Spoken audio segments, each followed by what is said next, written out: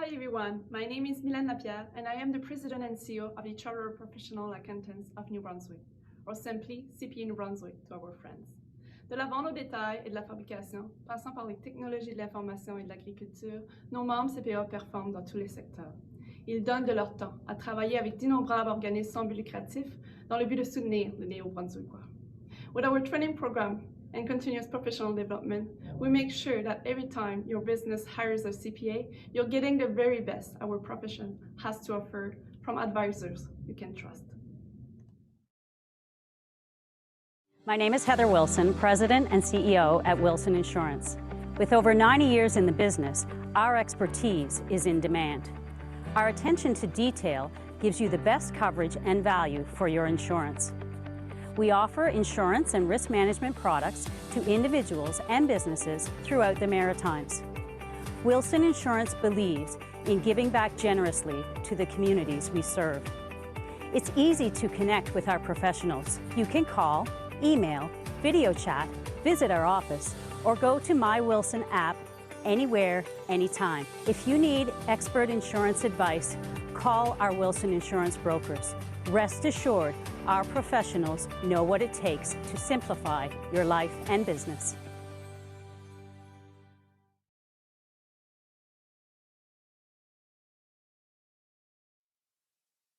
I would now like to introduce our first breakout roundtable, focusing on the restaurant sector. Each roundtable will begin with an overview of that sector, followed by panelists who will give us the real story of their experience over the past year, the challenges they face, and what they need to fully recover. Here to help us set the stage for the Restaurant and Food Service Roundtable is Luc Urjovic, Atlantic Region Vice President for Restaurants Canada. Now, Restaurants Canada is one of Canada's largest business associations, representing more than 35,000 food service establishments across the country. Restaurants Canada represents the owners and operators of food service establishments, including full-service and quick-service restaurants, bars, pubs, hotels, caterers, and institutions, as well as educators and food service suppliers. Luc joined the association in 1995, establishing the organization's first regional office. Based in Halifax, Luc is responsible for an ongoing government relations program in Canada's 4 Atlantic provinces. And his efforts have raised the profile of the food service industry and delivered significant savings to food service operators, allowing them to continue investing and creating jobs in communities across the region. Luc is a professional engineer with a Bachelor of Civil Engineering from the Technical University of Nova Scotia, and before joining Restaurants Canada, he was a partner in a construction business and then became executive assistant to Nova Scotia's Minister of Labour. Luc is married and has 3 daughters. In addition to spending time with his family, he enjoys travel, running, mountain biking, beekeeping, and hockey. Luc, you are one busy man. And now it's my pleasure to turn the virtual floor over to you. Merci beaucoup. Thank you very much. I'm really pleased to be here with you today, and I really wish we could all be gathered in person, sharing a glass of wine, a cup of coffee, or a meal. That is the essence of our industry, and it's so much about gathering together. As mentioned, I'm the Atlantic Vice President for Restaurants Canada. We are the country's largest hospitality association, whose members control over 35,000 units from coast to coast, be it restaurants, bars, pubs, and caterers. And in New Brunswick, our industry is huge. We do $1.6 billion in sales, 2,000 units, and over 22,000 employees. Our vision as associations is to provide tangible value and create an environment where our members can grow and prosper. We do this through advocacy, research, group buying programs, as well as our trade show and publications. I've been with the association for 25 years, and I've never seen the industry experience a year like 2020. The industry and our partners have been devastated by COVID-19. While many industries have recovered, our industry has been one of the hardest hit and will take a long time to recover. Our research tells us that in 2020, our industry in New Brunswick was down over 20%.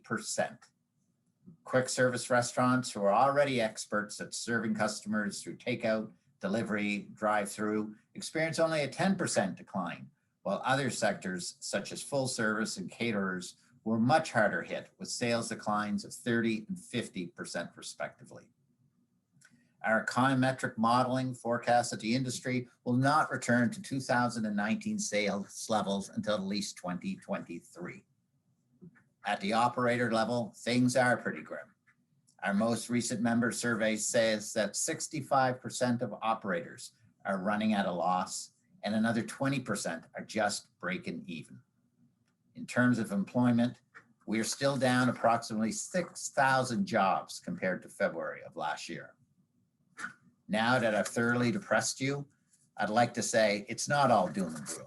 Our industry is resilient and innovative, and we will get through this to the other side of this apocalypse.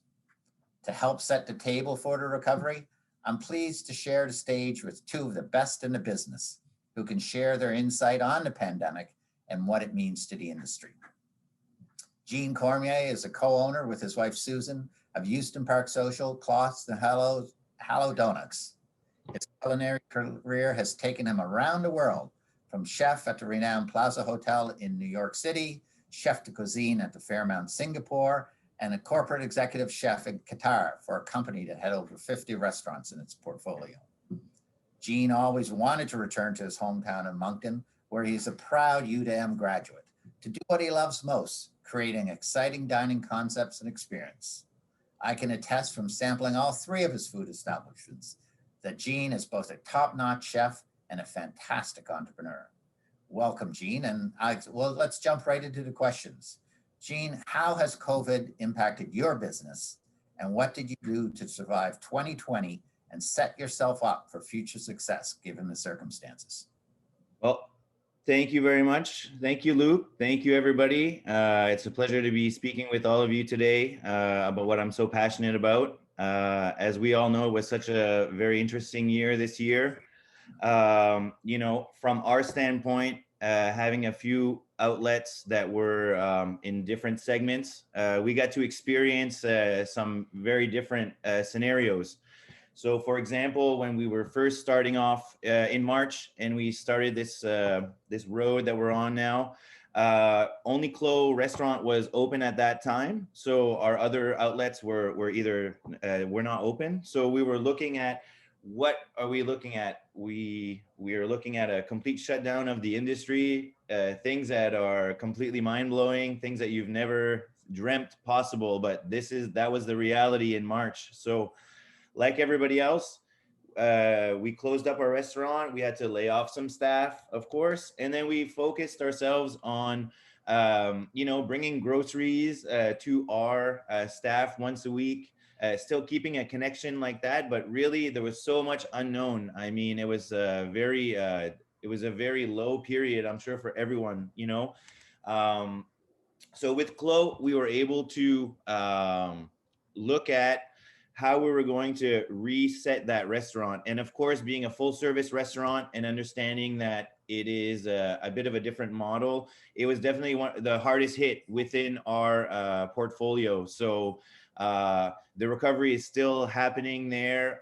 Definitely shutdowns and different zone changes affect those types of restaurants tremendously. And then so we're just continuing to stay afloat with Clos, you know, with a lot of the financial aids coming from all levels of government, as well as a great support for the product itself from the community. So it's a longer road for Clos, that's for sure, but it's something that we can see that there will be a future, and we're really pushing hard for that. Houston Park, for those who don't know, outdoor restaurant concept, seasonal, definitely from May to October. So we were just hoping and praying that in April, we were going to get some good news that perhaps we were going to be able to open up again in some capacity. Restaurants were going to be able to operate and welcome people inside. And so with Houston Park, we were able to have this offering outdoors, spaced out and compliant with the rules that were set up to make sure everybody's safe, my staff is safe, the customer is safe. And so it was definitely a great response. You know, it's definitely more comfortable. Everybody felt more comfortable outside. And so that was a natural progression. And so that was a very great story for us amidst all of this happening, because we were able to continue at about the same levels. So we were able to continue to, after first year, we were able to grow a little bit of the business and see how we were able to pinpoint how to do things better. And with the pandemic coming, it really helped us to steer our decision making and make sure that we were able to have a look-see and make sure that the decisions we were making are growth ones, but also want to make sure that things are we're able to survive through. Halo, for example, is a completely different thing. This happened through necessity, I guess. We had an opportunity at Parley Beach to develop a new product. We had my partner Jacques-Alain come through with us. A great friend of mine had a great idea. So in the midst of all this happening in the months of July and August, we were in Parley Beach developing recipes to do a huge production of donuts, not knowing what was going to happen. So we were able to use that product, first of all, at Parley Beach and develop a product there. Then we grew that into farmers markets and night markets here in the Greater Moncton area. And then we were able to take a chance and take a 3-month lease on a space, which we're currently at now, and to test out the product in the marketplace. Obviously, during this time, something like that is a bigger risk, opening something new in these times, but we had a lot of belief in the product and into that sort of market segment, and we are seeing a lot of success. A lot of people are loving the product. It hits a whole bunch of different people. And I think the takeaway from that is that you have to continue to look at ways to use your skill sets. So we're all restaurants. So our skill sets is obviously making those experiences happen. How can you develop those within your own restaurant, your own settings, those kind of things? Those are our examples. And those are the kind of things that we experience from the beginning here during the pandemic. Well, thank you, JDO. It's so interesting to hear you talk about the impact on the different sectors of your business and the flexibility and how quickly you pivot to do something when you see an opportunity. And I think that's the real essence of an entrepreneur, is to be able to check out the landscape, see what's happening around you, and quickly jump on something to either shrink your business in one sector and expand in another. So that's really great insight. At this point, I'm going to bring another gentleman into the conversation. I'd like to introduce Jesse Howitt, who along with his brother Julian owns and operates Local by Ata, an indoor vertical hydroponic location in Moncton. Local by Ata applies the latest technologies to grow consistent high quality lettuce, basil, and microgreens in a controlled environment for the retail and restaurant industries.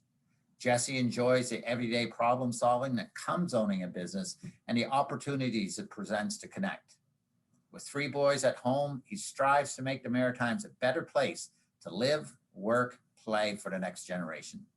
Jesse, I'm going to take this opportunity to ask you the same question that I asked Jean. How has COVID impacted your business, and what did you do to survive 2020 and set yourself up for future success given the circumstances? All right, thank you, Luke. Hi, everyone. My name is Jesse Howitt. I'm one of the owners of Local by Ata. So we are a farm, an urban farm located in Moncton. And like everyone, when COVID initially hit the Maritimes, we saw changes happen quickly and drastically. So to give a little bit of context, both my brother, we run the farm together. We do require one of us to be at the farm to operate the business. We do have 6 full-time employees. And just before COVID, I don't know if it was good timing or bad timing, but I moved to PEI from Moncton, not thinking that the border would ever close between the 2 provinces. But we were aware that COVID was potentially coming and that it could affect our business and affect travel. And so COVID really affected our personal life as well as our business life. And so for the first 3 months of COVID, I actually was stranded here on PEI. I had my brother's 2 sons in addition to my 3 sons. So I had 5 boys under the age of 5 at home. And I was really out of the picture for the business because I needed, and my brother needed, and our business needed my brother to be at the business 7 days a week to adjust with all the changes that were happening. So for us, we grow lettuce, microgreens, basil, and a few other crops year round. And our market, probably about 50% of our sales were going to restaurants and farmers markets at the time. And then the other 50% were through retail locations and also a weekly basket program. So more or less overnight or within a week, we had lost the farmers markets and restaurants. So that was a real drastic change. We're trying to figure out what to do. As farmers, we can't quickly shut the operation or open the operation. If we want to sell lettuce in July, we're planting in May. So there's a lot of, you kind of have to run at 100% with all staff there through the slow times and the busy times. So there were most definitely a few weeks at the beginning that were quite stressful because sales did drop, but the expenses still remained. Luckily though, I like to think that we were really fortunate throughout the pandemic because being an essential service, we don't close, we can't close. We do need to stay open. And we were fortunate with the demand from the public to buy local product or to support food security within New Brunswick. That was a topic of conversation in the early weeks and months of the pandemic. And so our sales through the retail locations did skyrocket, which was great. It took all the supply that we had going to restaurants and farmers markets, and our weekly basket sales or direct sales to customers also more or less doubled. So the initial reaction to COVID was most definitely uncertain, and it still is uncertain. But then there's a bit of a positive spin with the local population valuing local product a little bit more, which helped get us kind of get through some of those tough times. And now, as we go through the different seasons, last summer with the Atlantic bubble, that most definitely helped the restaurant industry, which helped us because we were able to sell to them again. And then also going through the fall and the winter, that's kind of our busier time. We don't have as much competition, I guess, as far as local lettuce being produced. But I'd say one of the largest or biggest challenges that's kind of been ongoing is there's no real time off as an entrepreneur with COVID because there's so much change always happening. So we're always having to adjust, our marketing strategy. Initially the 2-meter distancing at the farm, we're an operation that most likely didn't respect that initially. Before COVID, we were within the 2 meters of, and then we had to readjust our whole operation and our processing so that we could maintain that distance between staff and ourselves. And then, for my brother and I, just not really having a day off since COVID started. That's most definitely been a challenge and still is a challenge because we need to make sure our mental health and our maintained stays good, but also that our staff are also healthy and are able to work throughout the pandemic and all these uncertain times. Sorry, my son just walked in. Anyway, so that kind of gives a bit of a sum up for us. So we've been able to benefit a bit from COVID, but also, like everyone else, there's been a lot of uncertainty and a lot of extra expenses that came with the uncertainty and new rules that come out with COVID. From my perspective, I think you really speak about probably the one good thing that has happened because of COVID is a real emphasis for local, and in particular for smaller suppliers like yourself, where you're not operating at scale. It's really given you an opportunity to flourish and establish yourself, and so that when it does recover, the big guys will be coming back in. So I think local, be it a local supplier such as yourself, a local restaurant, I think it's really has tuned the customer to the local market. And I think that's important for, particularly for us in Atlantic Canada, where we're smaller and more sense of community. Back to you, Jean. I'll flip over to you just to mix things up. You know, now that you talked about how you recovered last year, what's your biggest challenge now? And what do you think you need to do to achieve full recovery, you know, once we get back to normal, if that's Yeah. gonna happen soon? All right. Well, yeah, definitely. There is a lot of obstacles ahead in terms of our industry in the short term and in the long term. Effectively, right now, what's in front of us right now is that continued support from all levels of government in terms of different types of fundings and different types of services and programs that different hospitality and food service operators can tap into. We're coming into the seasonality of a lot of our hospitality and tourism and restaurants coming up here again in the month of May in our summer season and whatnot. So when we're looking at near future, I believe that is kind of what we should be looking ahead to.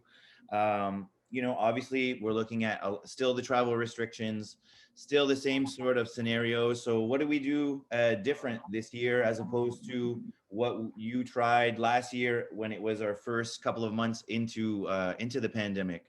So for us, really, it's a takeaway, you know, it's taken away passion projects for sure out of the restaurant industry. So you really have to be those types of business or entrepreneur or some sort of acumen that brings you into believing into the product and the industry.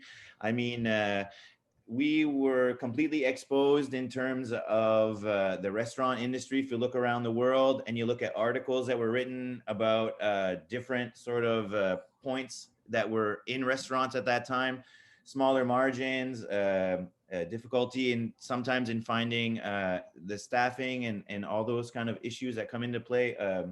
The food chain as well is also starting to get affected. So there's a lots of other little items that are still up in the air, which we still need to navigate. And we don't really see a lot of it, you know, changing very quickly because of the nature of this. So we just have to stay the course and do those kind of things.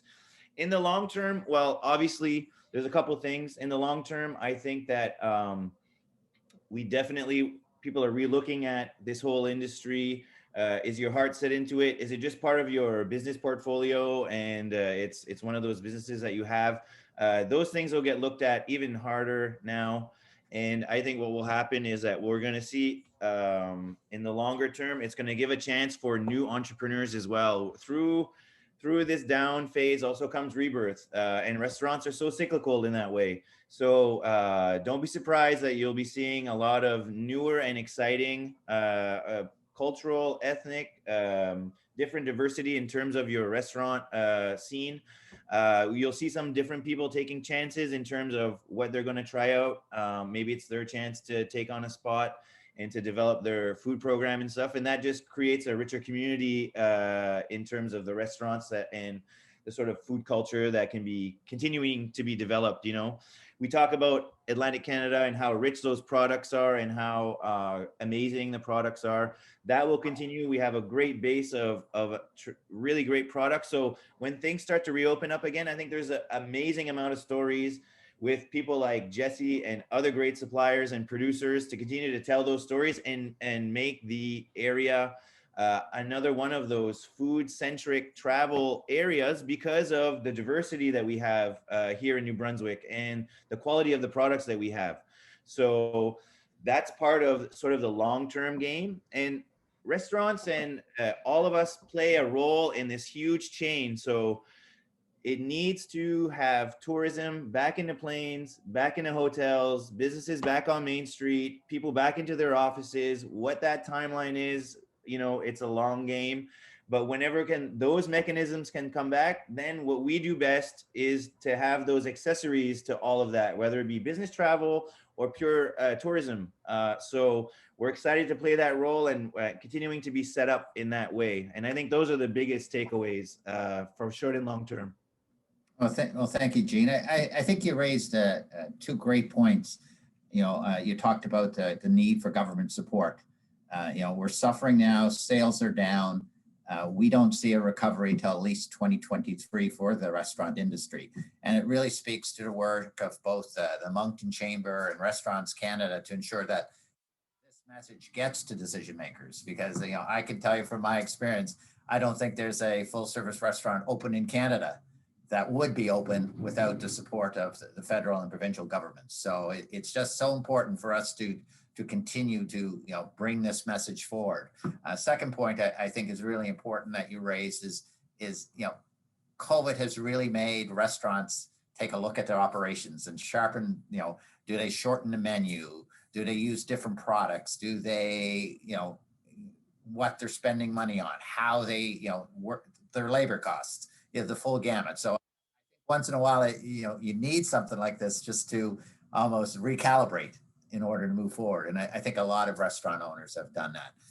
Jumping back to Jesse, once again, the same question. What's your biggest challenge now? And what do you think you need to do to ensure you have a full recovery for the longer term?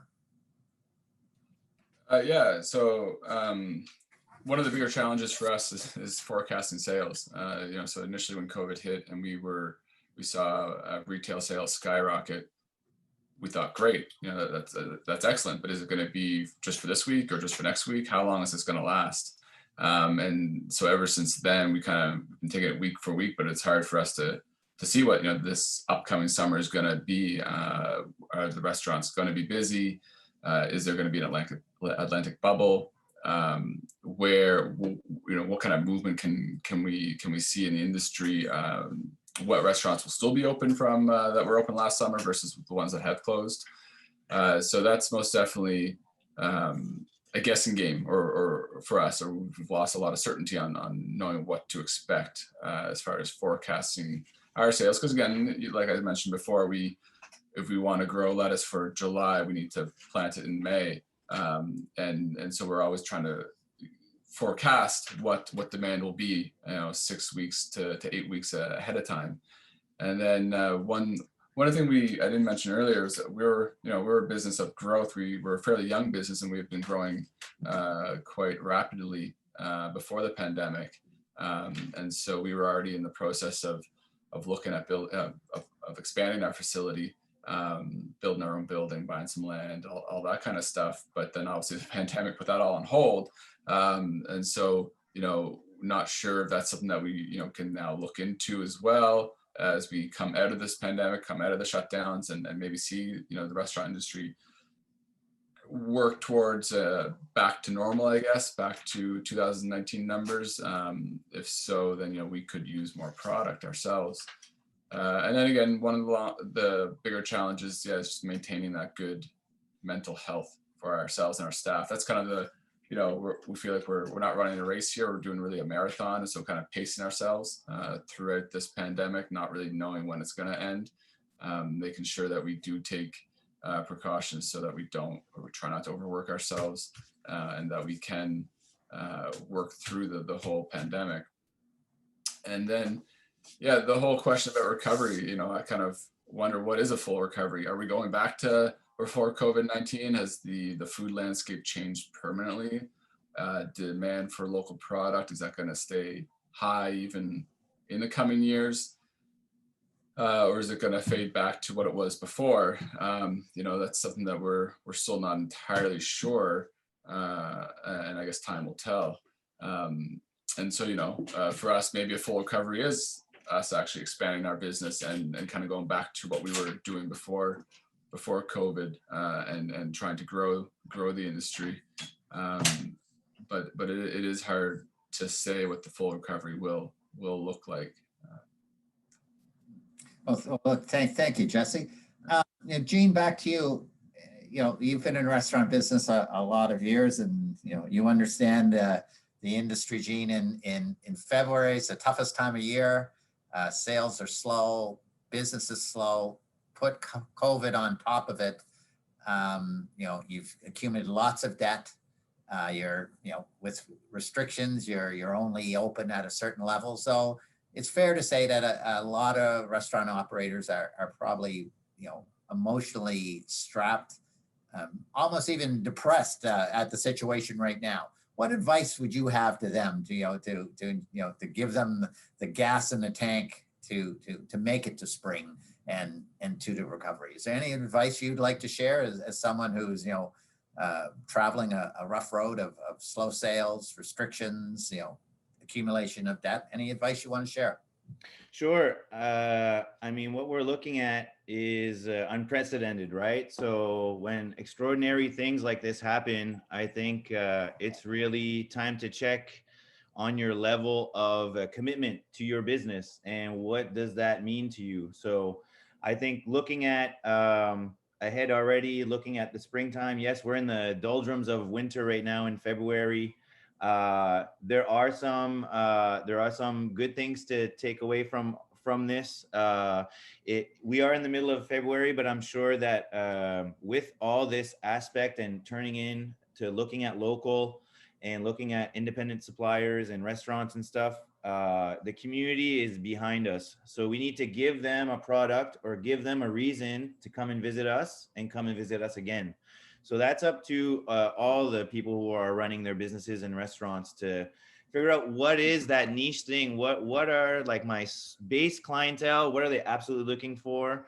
And is that what I need to produce for them now? And maybe it means also afterwards to create another product or to try something new. People are so responsive to new things at this time now that even if you were doing one specific thing in a restaurant, and if you change and add other elements or move things around, I think it's one of the best times to be able to do that because of the risk level. We're already at the biggest risk level ever in restaurants. So if there's ever a chance for you or anyone to double down on a project, an idea, something that you already have in your existing four walls, then maybe it's a great time to do so as well. And yes, we were living through, in New York City, I lived through the financial crisis in 2008 as the chef at the Plaza Hotel. The hotel completely dropped reservations. Nobody was coming into the restaurants. And, those days are long gone and people don't even look at it now. So as it dips and as it's cyclical, I think it's something we need to ride through. And, it's something that we'll definitely see light at the end of the tunnel for this. I mean, if you're operating your business and your restaurant, and everybody's stressed about it right now, just know that, there's so many people that want to go out and enjoy being out of their house and enjoy what restaurants bring to them. So those things are still there. Those core desires for us to communicate and to sit around and to enjoy a meal together, those things are not going away. So we just need to have a little bit of patience and to try to do the best that we can during these times. Oh, gee, that is fantastic advice, Gene. I think those are words of wisdom for any operator out there who's just is, a little down and struggling through this, as you said, a very, very tough time of year, February. Over to you, Jesse. As interesting as a supplier, you really have two streams of income. You have the food service stream and you have the retail stream, and they're different beasts. So, for any suppliers that are out there who are looking to crack the food service, the restaurant market, where margins are tight, operators are busy, any advice in terms of how do you distribute your product? How do you enter this market? How do you get your product known to chefs such as Gene, so they know, so that they will use your product and showcase your product? What's your secret for getting into all the restaurants that you have got into in New Brunswick? I'm not sure what the secret is. I'm not even sure how Gene discovered our product, but I think it came down to a lot of relationships and relationship building, and trying to be flexible. We've most definitely taken on a decent amount of new restaurants that have opened up in the area, and knowing that when you open up a restaurant, it is it's a big challenge to begin with, and it's hard to predict what you'll need and how much you'll need. And so trying to work with the client on you know, they order so much and they realize, wow, that wasn't nearly enough, and they needed a second order immediately or soon after, and it's not within our normal delivery times, but we make those exceptions because we know that they're busy and they're doing their best, and we try to, you know, accommodate that so we can build that relationship, build that trust with the client and the owners and chefs. So that's most definitely how we've gotten into, I guess, building those connections with the local restaurants. And then I think it comes down to quality. You know, we do value quality in our product, and I think the chefs, the ones that do see that and value that too, they do see it in our product, and I think that helps both us and them. You know, we feel good about our product, and they feel good about buying our product and using it on their plates, and so that's most definitely I think helped us in growing our business with restaurants. And you know, we've seen throughout the pandemic some restaurants get quite creative with having to you know, make some kind of sale. Either they're too small, so they can't really open up even when restrictions are loosened, so they have to find another way to push sales, either through takeout or through weekly boxes. And I'd say even the you know, and other restaurants took different routes, and so we've seen some restaurants actually increase their orders for our product, even in the lockdowns, even in the red phases. They were still ordering a lot, and I don't fully always know where that product is going or how they're pushing all those sales, but they're creative and they're working hard, and so that's most definitely been encouraging to see. And then the other one too was you know, our sales to restaurants throughout the pandemic go, you know, all the way down to near zero some weeks because of what the situation is, to then it opens up the following week. And so, you know, we're juggling this back and forth demand, but we always, you know, try to accommodate the restaurants in the sense that we know they're going through a rough time too. It's not just us. It's not just the retail locations. It's not everyone personally and business-wise is going through a rough time. So we try to make sure that when we do have the opportunity to sell our product to the restaurants, we take that opportunity and we accommodate their demands. Oh, thank you. You know, and I think that really reflects some of the consumer research we see. You know, prior to COVID, two drivers that got people to go to a restaurant were value, convenience, you know, and you know, quality of food, of course. You know, since COVID hit, you know, that has really flipped. You know, things that have risen to the top of why someone is going. It's safety, it's local, it's sustainable, it's quality. You know, the convenience and value have gone way down in what consumers are looking for. So I think it's a real opportunity for suppliers such as yourself. You know, running out of time, I'll give you each one quick short snapper. Gene, what keeps you awake at night? Everything. What keeps me up at night? I am excited still. I love doing what I do. I think I keep myself more at night because we're still trying to create little fun things within our models to enjoy and try to understand the rules that everybody has to play by at this time and work around those and create still desirable and craveable things that people want in terms of restaurants and how they want to use restaurants. So, I mean, that's what I'm looking at, and that's what keeps me up, I guess. Thank you. And Jesse, I'm going to ask you the same question. Other than that beautiful son you have there with you during this webinar, what keeps you awake at night? The other two, but oh, you have another one there. I got three little boys, but no, they no. You know, initially, I was uncertainty. I don't know, not knowing what the next day would bring. But then I very quickly told myself, you know, just stress about the things that are within my control and let the other things that are out of my control go. And so that's what's definitely let me sleep at night. So yeah, no, it hasn't been too bad, I should say.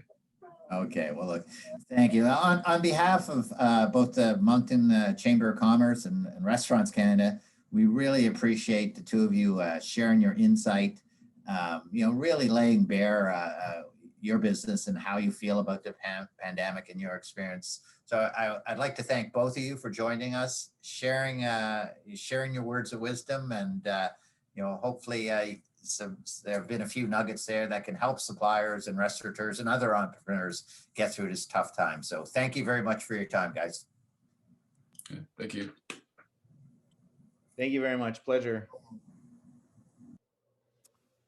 So thanks very much to Luke, Jean, and Jesse for that great discussion to start off the summit.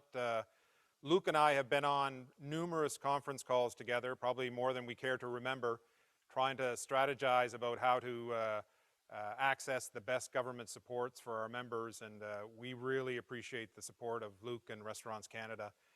Thanks also to Jean and his wife Susan for creating 3 different experiences here in Greater Moncton over the last couple of years. I've been fortunate to sample all 3, and they're all great quality.